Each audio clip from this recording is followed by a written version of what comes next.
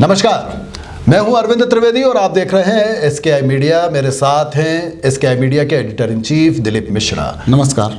पंचायत चुनावों का, त्रिस्तरीय पंचायत चुनावों का बिगुल बज चुका है। जैसा कि उम्मीद की जा रही थी कि अतिशीघ्र ये चुनाव होंगे, तो अब किस तरह से ये चुनाव आकार लेंगे?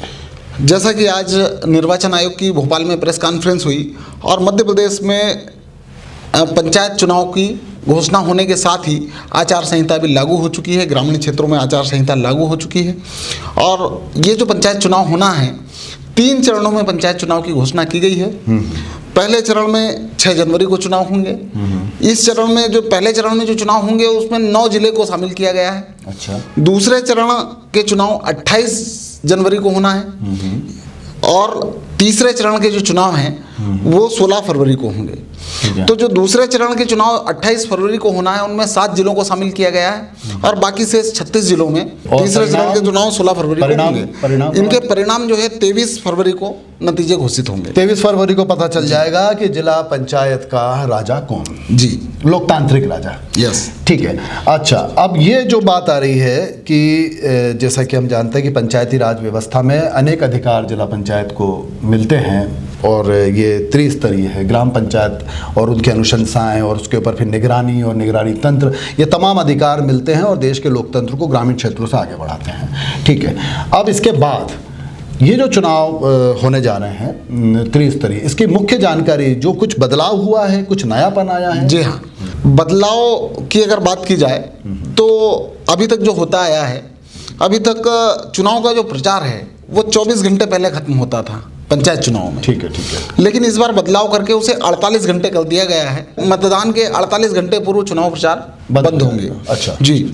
और अगर बात की जाए चुनाव की, तो जैसा कि निर्वाचन आयोग ने घोषणा की है कि निर्वाचन की सूचना का प्रकाशन 13 दिसंबर को होगा और 20 दिसंबर को नामांकन जमा होंगे और 23 दिसंबर को नाम वापसी होगी और नाम वापसी के साथ ही यहाँ पर जो फाइनल सूची तैयार कर ली जाएगी और प्रत्याशियों को चुनाव चिन्ह का आवंटन भी इसी दिन हो जाएगा।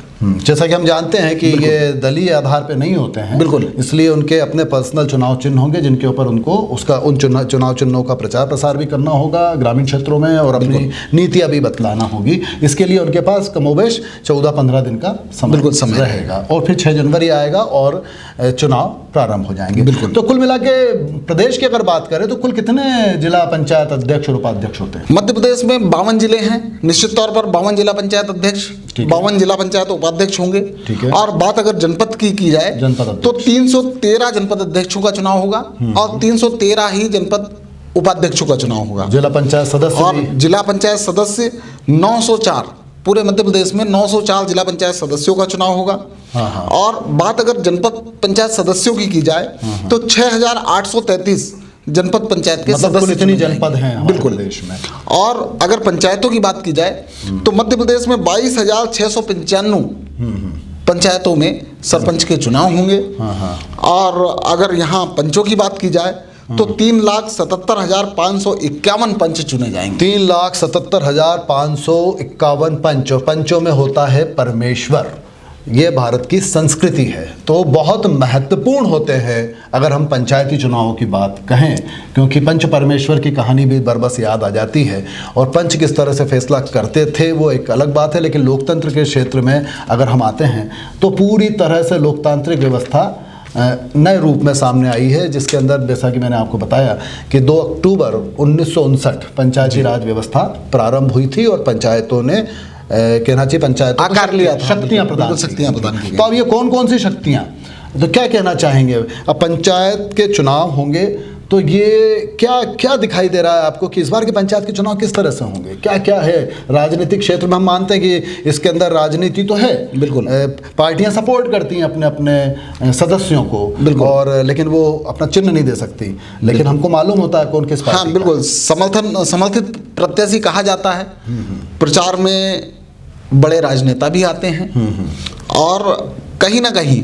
लेकिन अगर बात पंचायत चुनाव की जाए तो मैं आपको ये बहुत स्पष्ट बताना चाहूँगा कि पंचायत चुनाव जो हैं बहुत ग्रामीण क्षेत्रों में होते हैं, लोकल स्तर पे होते हैं, तो कहीं ना कहीं पंचायत के चुनाव व्यक्तिगत रिलेशंस पे बहुत ज़्यादा आधारित होते हैं। ग्रामीण क्षेत्र में जहाँ तक देखा जाए, अभी आप देखेंगे अपने अगर मध्य प्रदेश की बात की जाए तो कई पंचायतों में आपको ऐसा देखने को मिलेगा कि लगातार कई सालों से एक ही परिवार वहाँ पर सरपंच बने लगातार चले आ रहे हैं। और कभी आरक्षण विशेष की व्यवस्था होती भी है, और आरक्षण में अगर वो चुनाव नहीं भी लड़ पाते हैं तो वो अपने बहुत ही नज़दीकी किसी व्यक्ति को चुनाव लड़वा कर उसे सरपंच बनाते हैं। तो खास कुल मिलाकर अगर देखा जाए तो ग्रामीण क्षेत्रों में व्यक्तिगत तौर पर व्यवहार बहुत ज़्यादा मायने रखाता है। और खास करके त्रिस्तरीय पंचायत चुनाव में मैं जहाँ तक समझता हूँ कि राजनीतिक दल का बहुत मतलब हस्तक्षेप रहता है, समर्थन रहता है, फिर भी ये चुनाव दलीय आधार पर कम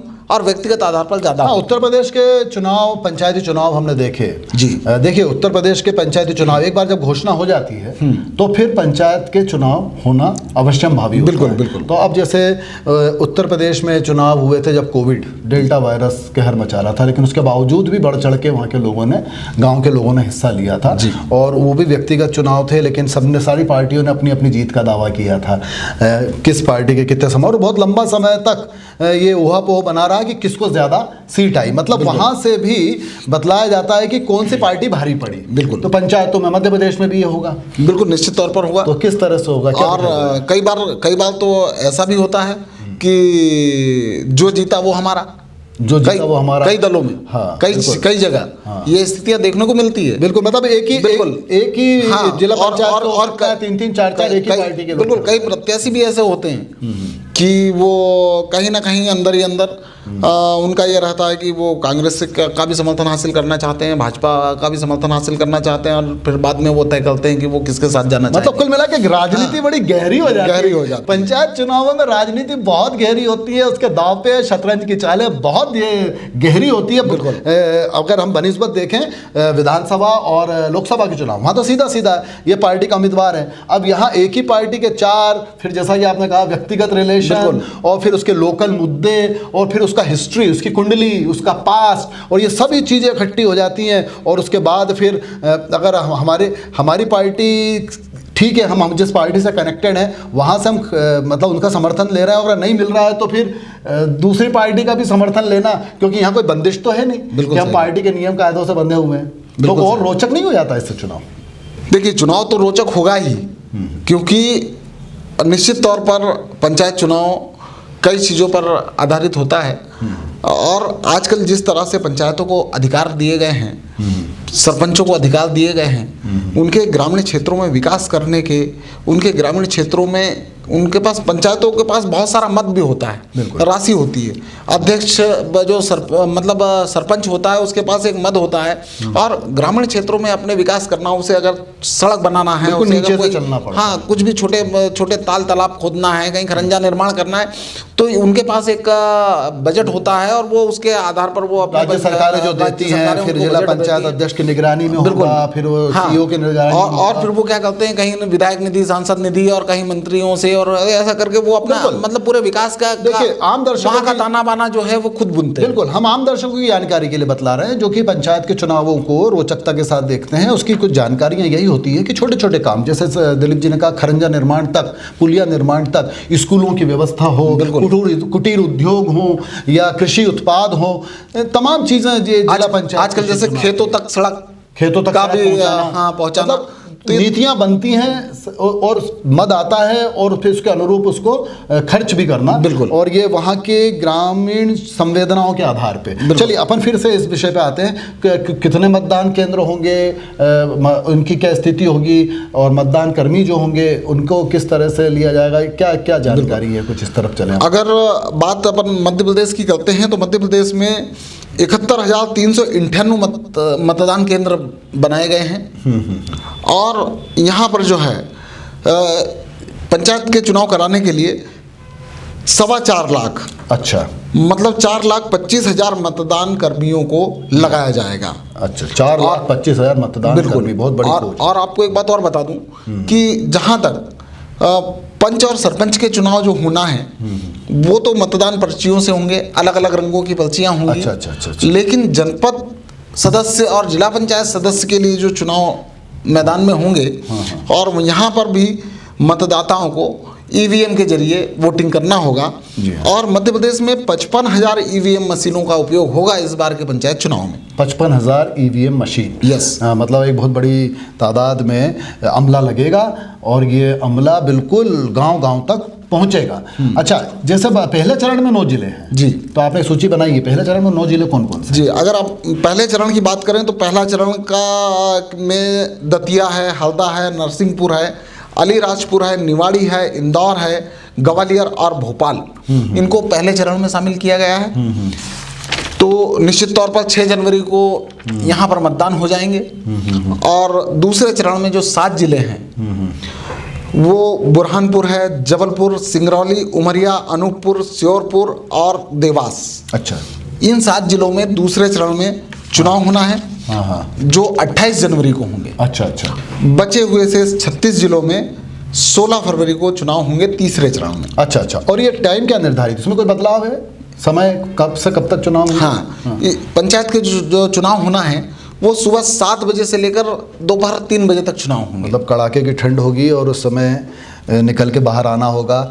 और यही लोकतंत्र का शानदार कहना चाहिए पहलू है कि वहाँ पर समय के साथ बड़ी संख्या में ग्रामीण पहुंच जाते हैं। सुबह 7 बजे का मतलब होता है कि आप बहुत जल्दी उठेंगे और अपने मत का प्रयोग करेंगे, और शाम ढलते ढलते आप तय कर देंगे कि आपके क्षेत्र का प्रतिनिधि कौन होगा। अच्छा, इसके अलावा अगर हम बात करें कि आप जैसे अधिकार की हम बात करते हैं, जिला पंचायत अध्यक्ष, जनपद अध्यक्ष, तो जिला पंचायत अध्यक्ष का चुनाव क्या वही रीति अपनाई गई है कि जनपद सदस्य जो है वो मिलके जिला पंचायत सदस्य? हाँ। बिल्कुल, जिला पंचायत सदस्यों का चुनाव प्रत्यक्ष प्रणाली से होना ही है। और जो जिला पंचायत सदस्य हैं वो जिला पंचायत अध्यक्ष का चुनाव करेंगे। इसी तरह जो जनपद पंचायत सदस्य हैं वो जनपद अध्यक्षों का चुनाव करेंगे। जनपद पंचायत सदस्य जनपद अध्यक्ष का करेंगे और जिला पंचायत सदस्य जिला पंचायत अध्यक्ष का करेंगे। और ये जिला पंचायत अध्यक्ष का जब चुनाव होता है तो वो और ज़्यादा रोचक हो जाता है, क्योंकि जनपद सदस्य जो इनकी संख्या कम होती है, फिर उनके बीच में किस तरह से समन्वय बनता है और किस तरह से सब अपनी अपनी ताल ठोकते हैं और जिला पंचायत अध्यक्ष बनते हैं। अब आप जैसा राजनीतिक दलों की बात कर रहे थे, तो हमने पिछले चुनाव में भी ये अमूमन देखने को मिला है कि जिला पंचायत सदस्यों की बात की जाए तो सदस्यों का आंकड़ा एक पार्टी विशेष का समर्थित ज्यादा है, लेकिन जिला पंचायत अध्यक्ष दूसरी पार्टी विशेष का व्यक्ति बिल्कुल चुना गया। ये भी देखा गया है और ऐसा होता है बिल्कुल कि जनपद सदस्य जो होते हैं या जिला पंचायत सदस्य होते हैं, उसमें यह देखा जाता है अमूमन कि एक पार्टी के द्वारा समर्थित या उस पार्टी से ताल्लुक रखने वालों की संख्या ज्यादा है, लेकिन अध्यक्ष कोई दूसरी पार्टी का बन गया, या अध्यक्ष नहीं बना तो उपाध्यक्ष बन गया। बिल्कुल, कहीं ना कहीं समझौते का गणित भी, तालमेल भी होता है, बहुत सारी चीजें। कुल मिला के बड़ा रोचक होता है कि किस तरह की तू डाल में पात का खेल भी चलता है इसमें। बिल्कुल। अच्छा, इसके अलावा जमानत राशि कुछ बदली है? हाँ, जमानत राशि की अगर बात की जाए तो जिला पंचायत सदस्यों के लिए 8,000 रुपये निर्धारित की गई है। वहीं जनपद पंचायत सदस्यों के लिए 4,000 रुपये निर्धारित की गई है, और सरपंचों के लिए 2,000 तथा पंचों के लिए 400 रुपये निर्धारित। ये जमानत राशि तो कुल मिला के बहुत सारी जानकारियां जो अपने चुनावों को लेकर है वो दिलीप जी ने उसकी स्टडी की और आपके सामने रखा है, और हमने सरल शब्दों में समझाने की कोशिश की है कि किस तरह से होते हैं जिला पंचायत के, जनपद पंचायत के, ग्राम पंचायत के चुनाव, और किस तरह से प्रतिनिधियों को ये क्रमवार चुनते हैं, और फिर राज्य सरकार तक गांव की आवाज़ को पहुंचाने का जिम्मा यदि होता है तो पंचों का, सरपंचों का बिल्कुल होता है, और वहां से फिर जनपद और जनपद से जिला पंचायत, तो फिर वहां से वो राज्य सरकार तक नीतियां बनाते हैं। अब ओमिक्रॉन वायरस बिल्कुल ने धमकी देना शुरू कर, बिल्कुल सही बात है, कहना चाहिए चिंताओं का बादल बन के छा गया है। अब ये गाँवों में भी रहेगा, बिल्कुल, तो ये अच्छा, फिर सभाएं भी होंगी। तो क्या निर्वाचन आयोग ने बताया है कि आपको कोविड नियमों का पालन सख्ती से करना होगा, अगर नहीं करेंगे तो आपके खिलाफ एक्शन लिया जाएगा, ऐसा कुछ सामने नहीं? अभी तक तो ऐसी बात आई नहीं है। अभी मध्य प्रदेश में कोविड की तीसरी लहर आई नहीं है। ओमिक्रॉन के कोई ऐसे आसार अभी नहीं, मरीज नहीं आसार मिले। तो हैं, लेकिन आसार तो ऐसे अगर लापरवाही हैं, रहे तो अगर आसार की बात की जाए तो जिस तरह से दुनिया के 30 देशों में 29 देशों में ओमिक्रॉन वायरस का अपनी दस्तक दे दी है और भारत में भी दस्तक दे दी है। हाँ, बेंगलोर और भारत में दस्तक देने के बाद में जिस तरह से वैज्ञानिक बता रहे हैं कि आने वाले 4 से 6 सप्ताह में ये कहीं तीसरी लहर के रूप में ना आ जाए। ये तीसरी लहर ओमिक्रॉन के रूप में आती है तो निश्चित तौर पर चुनौतियां बढ़ जाएंगी। ये चुनाव बहुत बड़ी चुनौती होगी। इसलिए लोकतंत्र के मंदिर में यदि निर्वाचन का पाठ पढ़ेंगे या पढ़ाएंगे तो हमको साथ साथ ये भी ध्यान रखना है कि हमारी सेहत कहीं ना कहीं परेशानी में ना आ जाए। इसके लिए ओमिक्रॉन वायरस, तो एक बार फिर दिलीप जी अपन निवेदन करेंगे कि सेकंड डोज ज़रूर लगवा लें। तो अब पंचायत चुनाव आ रहे हैं, इसके पहले क्योंकि अब सभाएं होंगी या अब पंचायत तकाजा है, बिल्कुल सब घर घर जाएंगे। अभी तक एक चीज जो चल रही थी, नहीं जा सकता। अभी तक जो एक बात चल रही थी कि यार ग्रामीण क्षेत्र में कहाँ कोरोना आ रहा है, क्यों लगाएं। लेकिन अब मैं इस मंच के माध्यम से ग्रामीण क्षेत्र के लोगों से भी आग्रह करूंगा कि निश्चित तौर पर आपके क्षेत्र में चुनाव होने जा रहे हैं। आपके यहाँ चुनाव प्रचार के लिए कई राजनीतिज्ञ लोग आएंगे, दूर दराज से भी लोग आएंगे, कार्यकर्ता ऐसी स्थिति में कार्यकर्ताओं की भी टीमें वहां पहुंचेंगी सबकी खातिर। तो जो लोगों निश्चित तौर पर वैक्सीनेशन बहुत जरूरी है और वैक्सीनेशन प्राथमिकता के आधार पर करा लें, क्योंकि वो ये होगा ना कि जैसा कि कहा गया है कि डेल्टा वायरस, जो पुराना कोविड वायरस जिससे ये म्यूटेंट हुआ है, वेरिएंट नया सामने आया है, ये 5 गुना ज़्यादा तेज़ी से फैलता है। तो इससे बचाव का तरीका यही है कि ओमिक्रॉन वायरस का जो खतरा है उसको समझें, सेकंड वैक्सीनेशन अपना करा लें, अपन को बहुत हद तक सुरक्षित कर लें। और सबसे बड़ी बात, मास्क और सोशल डिस्टेंसिंग के साथ आप बीमारी से, लोकतंत्र के इस महापर्व में हिस्सा लें। बीमारी से निपटने के तो साधन है ही भाई, वैक्सीनेशन और ये तो ठीक ही है, लेकिन सबसे पहली बात बीमारी को आने से ही रोका जाए। उसके लिए मास्क का उपयोग होना चाहिए, सैनिटाइजर और सोशल डिस्टेंसिंग, ये बहुत ज़रूरी, ये चीज़ें बहुत ज़रूरी हैं। ये बहुत ज़रूरी होगा। तो हमने तमाम पहलुओं पे प्रकाश डाला और हम इसी तरह से मिलते रहेंगे, अलग अलग ज़िलों की बात करते रहेंगे। प्रदेश में जितने भी ज़िले हैं उसमें से जहाँ पर भी रोचकता हमको दिखाई देगी चुनावों को लेकर, तो हम अपने दर्शकों तक, SKI मीडिया के दर्शकों तक ज़रूर पहुंचाएंगे। तो अगली बार देवास ज़िले को लेंगे, देवास ज़िले की हम बात करेंगे और देवास ज़िले में किस तरह से राजनीति करवट लेती है जिला पंचायतों के मद्देनज़र, ये भी आपके सामने दिलीप मिश्रा जी अपनी स्टडी करेंगे और आपके सामने लाएंगे। तो कोशिश रहेगी कि रोचकता हमारे कार्यक्रम की भी बनी रहे और चुनाव भी रोचक हो। जाने के पहले एक बार फिर मित्रों, बड़ी संख्या में देखा जाता है SKI मीडिया, लेकिन हम एक बार फिर आपसे कहते हैं कि सब्सक्राइब ज़रूर करें, पसंद आए तो लाइक करें और चैनल को सब्सक्राइब करके बेल आइकॉन जो घंटी होती है उसको दबा दें और हमारा साथ दें, हमारा हौसला बढ़ाएं। तो एक बार पुनः हम दोनों साथी SKI मीडिया के आपसे विदा लेते हैं। धन्यवाद।